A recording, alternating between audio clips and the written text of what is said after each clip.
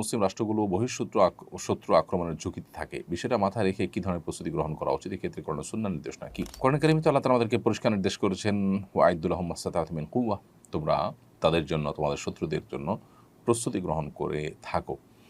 এতে কি হবে? আল্লাহর দুশমন, তোমাদের দুশমন যারা আছে তাদেরকে তোমরা সতর্ক করতে পারবে, তাদেরকে তোমরা বার্তা দিতে পারবে, তারা ভীত সন্ত্রস্ত থাকবে তোমাদের উপরে।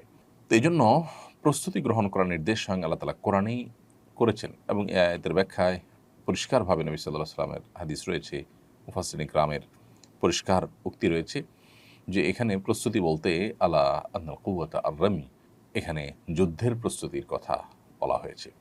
অতএব সেটি করাটা গুরুত্বপূর্ণ, আমাদের সেটা করতে হবে।